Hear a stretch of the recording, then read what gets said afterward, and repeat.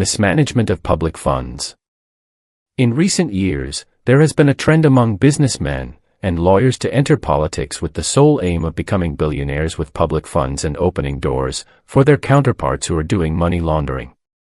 And it has to do with money laundering, again, illicit money laundering, counterterrorism activity.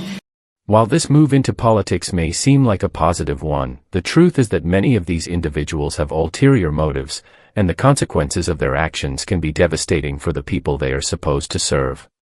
Right. There was a sum of $4.3 million allocated in May of 2022 for outstanding fees for the commissioners and the secretariat. So the question being raised in the public domain is, if the commission has not yet started, we still don't have a date. I mean, you're saying we're going to see it starting soon. That is not giving us a definitive date. What was that money used for? Let me put it this way. I couldn't speak to the specific sum that you have called out. One of the primary reasons that businessmen and lawyers are entering politics is to have access to public funds. In Trinidad and Tobago, political leaders have been known to mismanage these funds for their own personal gain.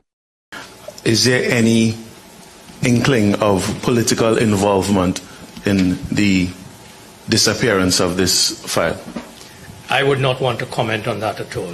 Nothing is being ruled out in the investigation. Let me tell you that, but I would not want to comment on that.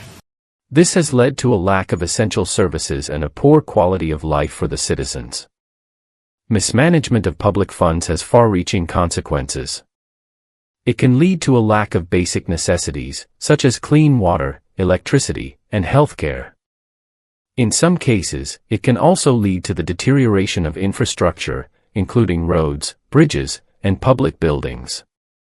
This can put the safety and well-being of citizens at risk. In the government's efforts to track the profits of criminality, very significantly, the legislation in place allows the state to go after the proceeds of crime even without having proof beyond a reasonable doubt in relation to the person who committed the crime, because it has introduced a very novel principle of law of the soiled fruits of the poison tree. So if you acquire property and that property is in excess of your accountable wealth, the state can go after that property and seize it as being acquired by illicit means. In addition to the negative impact on the people, mismanagement of public funds also has a negative impact on the economy. When leaders prioritize their own interests over those of the public, they often neglect to invest in key areas that are essential for economic growth and development. This can lead to a stagnant economy and high levels of poverty. The trend of businessmen and lawyers entering politics for personal gain has blossomed in Trinidad and Tobago. It is also a growing concern in many countries around the world, including other developed nations. The only way to combat this problem is for citizens to be vigilant and to demand accountability from their leaders. What would you say to the public, which tends to be very cynical with respect to investigations of things that happened that were not done properly and money wasted and the taxpayers, because the taxpayers are the ones at the end of this that have been really treated very badly. We have to put out this money, and it's more than 20 million because it's retroactive, interest is retroactive, so it's going to be more. So what do you say to the cynical public that is tired of these kinds of things? Nothing happens, nobody's held accountable, you know, people just are allowed to fade into the sunset and nothing comes out of it. I'll say three things, Ms. Tate. One is I completely understand your ire and the ire of the public.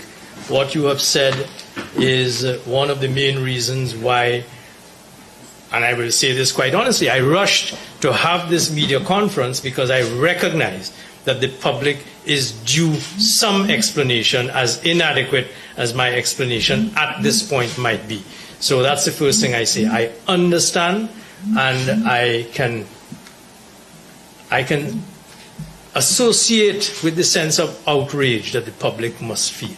The second thing that I will say is that I also understand, and the outrage has to do with this particular incident, I also understand your ire, your outrage, and that of the public, that people seem to get a bligh, a free pass in our country in many circumstances where they should be held accountable. And the third thing that I will say is, for those of you who wish to believe it, I hope that in the short time I am in office to this point, it's about 8 months, and in the time that I will remain in office, that I can make a difference. I don't subscribe to the lifestyle, not lifestyle is not the word, I don't subscribe to the philosophy that people can commit crimes and walk away. The trend of businessmen and lawyers entering politics to mismanage public funds is a growing concern. It is essential that citizens are aware of this issue and demand accountability from their leaders. Those on the ground and those who really understand communities should be the ones in office. This will help to ensure that public funds are used for the betterment of the people, rather than for the personal gain of a few individuals. HCN News.